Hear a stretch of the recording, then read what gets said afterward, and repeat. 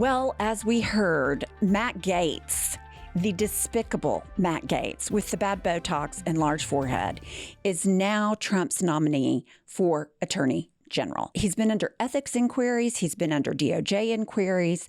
And so I thought we'd take a look at one of the most Republican senators in the country who hails from our great state, Booster Box, Markwayne Mullins, and this was some time ago, what he said about Matt Gaetz. You got to think about this guy. This is a guy that the media didn't give a time of day to after he was accused of sleeping with an underage girl. There's a reason why no one in the conference came and defended him, because we had all seen the videos he was showing on the House floor that all of us had walked away of the girls that he had slept with. He'd brag about how he would crush ED medicine and chase it with an energy drink so he could go all night. This is obviously before you got married.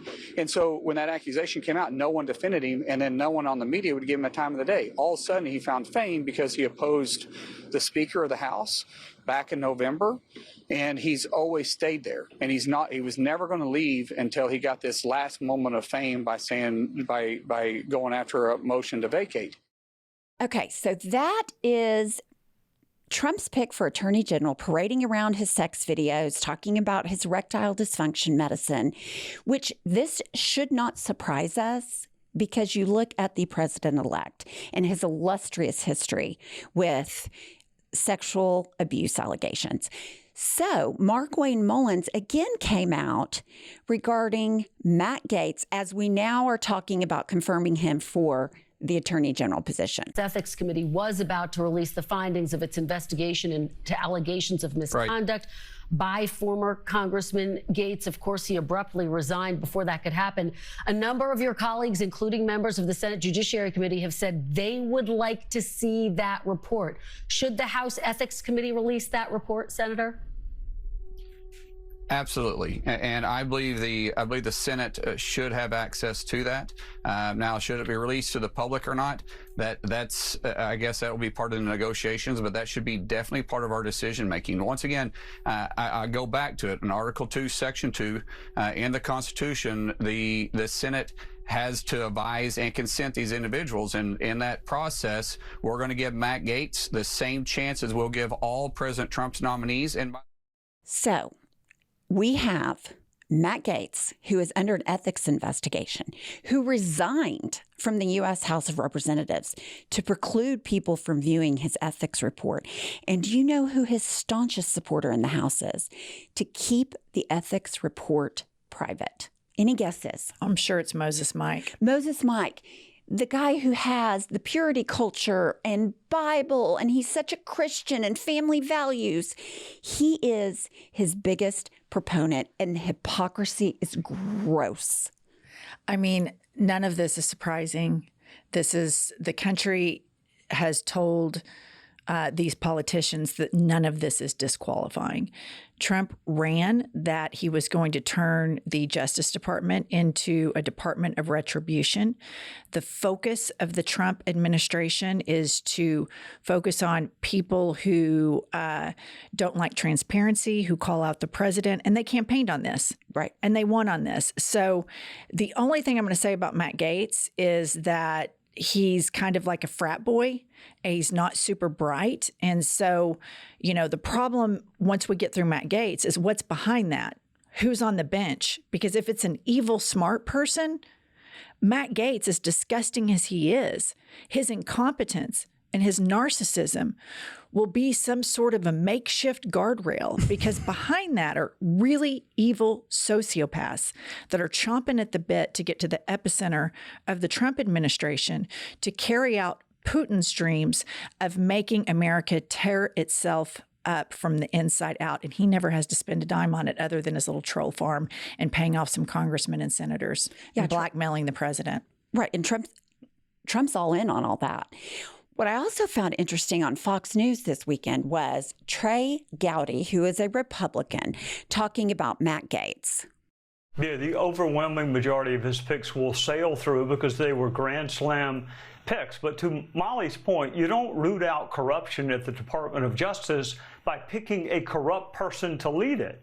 So Matt Gaetz, either the report comes out and he's not going to be the Attorney General, or the report doesn't come out and he's not going to be the Attorney General. Pumps, there's a story that I know we've chatted about, but I think we need to dig into it a little bit more today. And it's the reactions of the media towards white women's role in Kamala Harris's loss. It's so different depending on the publication what the headlines are. The Los Angeles Times claims white women handed Trump the election. The New Republic headlines, white women doomed Harris and the Democrats. Meanwhile, USA Today claims it's not white women's fault. Harris is a bad candidate. But digging deeper, we can see that according to the Associated Press, men were more likely to support Trump, and Harris actually had the advantage among women. That's why I love Ground News, because we're able to conveniently compare the media's narratives of this story in order to share them with you today. We are so grateful for Ground News because honestly, this has been a savior for our productivity as the news junkies that you guys know that we are. They combine all of the world's news in one place with context on each source, like their political lean, how subjective their reporting is, and even where they get their funding. They even have a blind spot feed, which I really like. This feed is dedicated to highlighting stories like this that are being disproportionately covered by the media. So listener, join us by going to groundnews.com/IHIP to get 50% off the Ground News Vantage plan that we use for a limited time offer. They're subscriber funded and female founded. By subscribing, you're not only getting a tool we all need today, you're also supporting our network. That's Ground, GROUND, news.com/IHIP, and the link is below in the show notes. My problem here is, of course, a corrupt president picks a corrupt attorney general. The American public voted for a convicted felon. I mean, then after January 6th, I mean, this is what the country voted for. So I'm not going to sit here and pearl clutch, because this is exactly what they said they were going to do. There's no difference morally between Donald Trump and Matt Gaetz. I mean, of course they're friends. They make each other feel normal in their dysfunction. I think the larger problem here is you can see where Trump's focus is. He doesn't really care about, diplomacy. He picks Marco Rubio. He's like, he could give two shits about American diplomacy. His two most controversial picks are the two most obsequious loyalists that he can possibly get. And that's the Fox News guy, who's also accused of SA. And then we have Matt Gaetz. These are the two areas that he wants to really, really thwart and take a blowtorch to the United States of America. The Department of Justice, he wants the Attorney General to be his own personal lawyer, and he wants the Department of Defense to be his own personal Gestapo. Why is he so fixated on the Department of Defense? Because two decorated generals, and actually more than that, came out and spoke and called him out for what a weak leader he is, called him out for his anti-military rhetoric and insults. He doesn't understand why anybody would serve in the military.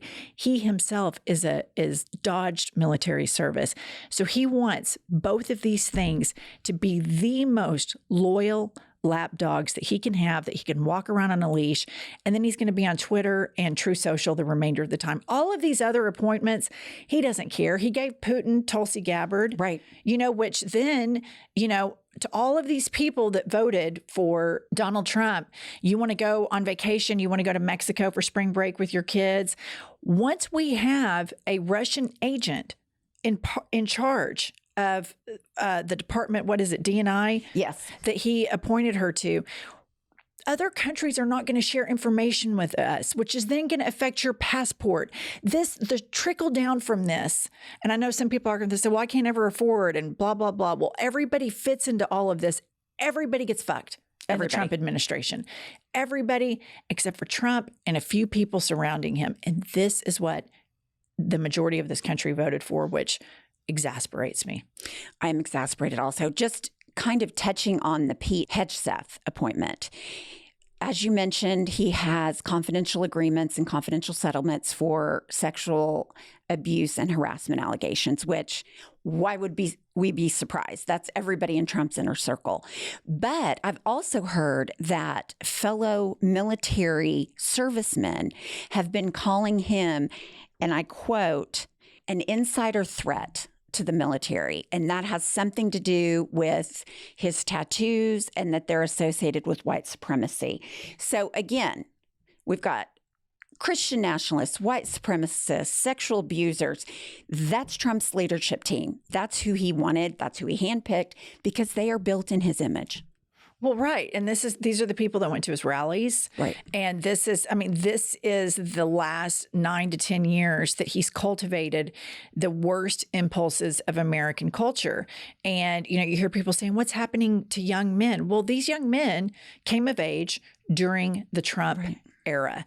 And they have watched all of the adults around them make excuses for this immoral behavior. They've seen their grandparents do it. They've seen their parents do it. They've seen peers do it. And there used to be a time where somebody behaved like Donald Trump and it was unacceptable, certainly unacceptable to be president. So it's no mystery why all of these young boys are now all of a sudden sexist. Well, they've grown up in the Trump era with 10 years of sexism front and center. It's no wonder that they're growing up worshiping capitalism because everybody around them and their support system that helped mold them has told them money matters more than treating people with dignity and respect. These are the consequences of this election. And this is what everybody voted for. Not everybody. There are tens of millions of us that didn't. But his incompetence has been on display since he came down that escalator. It's really, for New Yorkers, been on display for decades. That's why he doesn't carry his own home state. And this is really the demise. I mean, we are living in the demise of the American empire, and the people that are ruining it are Americans and Republicans. Republicans used to be a party of integrity and tried to at least feign decorum and a desire for a strong relationships with allies. All of that is gone. And we're all just sitting here watching it. And then you hear people on the left say, we need to sit down and talk to MAGA. No, when they win, when they lose, when they lost in 2020, they didn't say, we need to sit down and talk to the left. They didn't say that. They didn't want to talk to us. They said, fuck you, let's go storm the Capitol and take a shit in it. So, I mean, we have to quit trying to talk to them because they are where they are. Look at red state policies. They are complete shit shows. Look at all the sexual abuse in churches. It's a disaster. Look at all of the moral hypocrisy from the Christian right, the Marjorie Taylor Greens, the Moses Mikes. You think they're moral leaders? Come on. I mean, just own it. Just say we're pieces of shit and this is what we want to do. But I can't do all the feigning that Moses Mike goes through to talk about his faith. Shut up. He is a walking advertisement for people to run away from Christianity. If this is your leader and he's the guy, then you need to run because he is absolutely despicable. And everything he says, he is being hypocritical. He does not have a moral or ethical center, despite saying that he is Moses. This is a guy that's eaten up with gay sex. His wife invested time and had a center for a pray the gay away type thing. This is a man who monitors his teen's porn and in turn the teen monitors his. This is a guy who put an engagement ring on his daughter's finger. And I mean, the religious right has zero credibility. Zero. Americans that lend them credibility have zero credibility. This is hypocrisy in action. It is a horrible shit show. And I think that the left needs to constantly point out what an abject failure like Oklahoma is. Every single county went red. Look at our rankings. Look at what happens when you have MAGA Republican super majorities. Go drive on our streets. Potholes. It's a mess. Education, mess. rogue school superintendent banging Trump, thumping Trump Bibles around on video camera, praying for Donald Trump and putting that into schools. And we're all supposed to sit here like this is normal. It's not normal, but I guess it is to half of America. And I'm just at a loss. Same, total loss. All right, we'll see you guys tomorrow. It's so entertaining. Tap the vein. So